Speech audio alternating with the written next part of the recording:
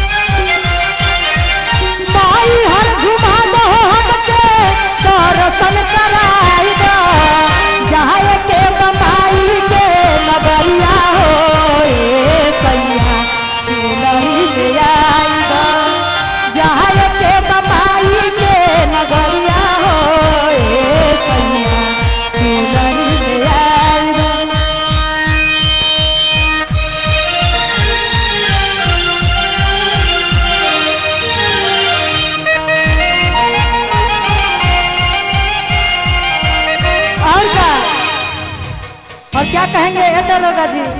दरोगा जी दरोगा जी के ध्यान नहीं खे यही से तो आदमी भुला जाता आए तू दरोगा जी बनबू बन जा कोनो बात नहीं खे केहू दरोगा बन जाओ आ केहू भुला जाओ अपने अपने में पकड़म पकड़ाई कर लेवे के बाद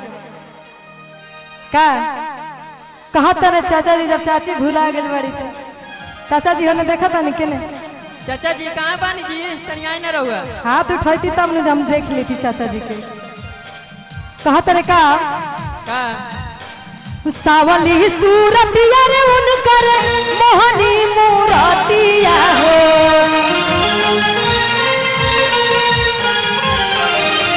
ए दरोगा जी हमरा कन्या सांवरे बाड़ी लेकिन बड़ा सुंदर लागेली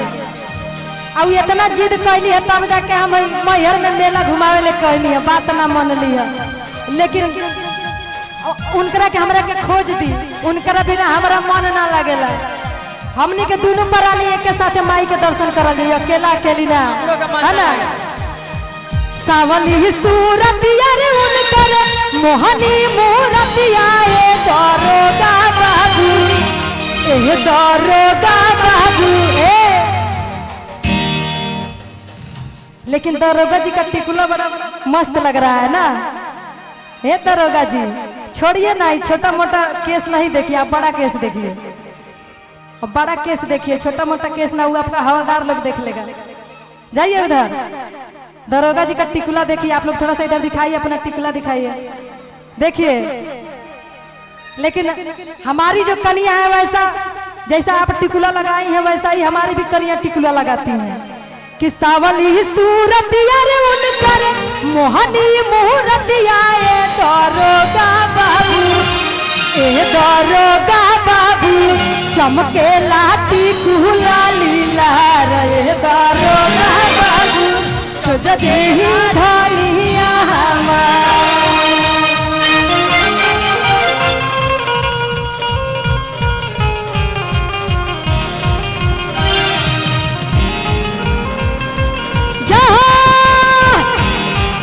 बजाई ले रहा लोग दोनों हाथ ताली बजाते हुए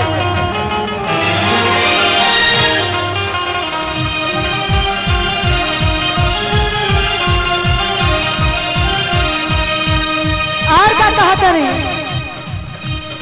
रही कैसे कि हमार कनिया तनी धीरा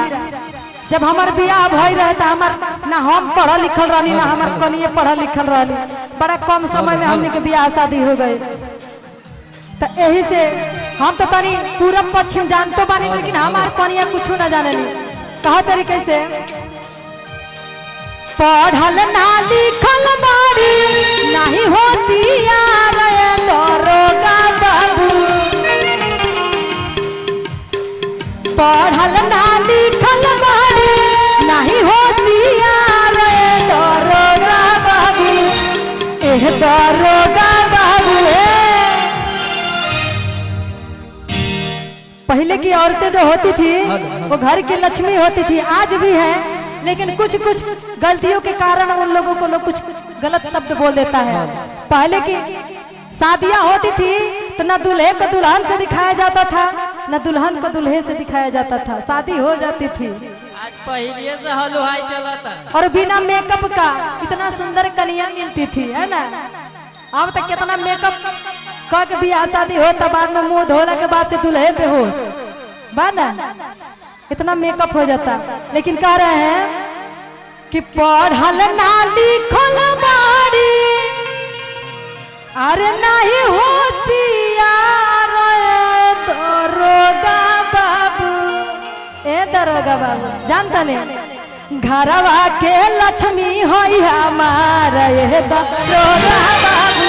घरवा के लक्ष्मी होई हमार। तिरसी के मेलावा में धनिया है रैली दरोगा बाबू, ए दरोगा बाबू खोज दी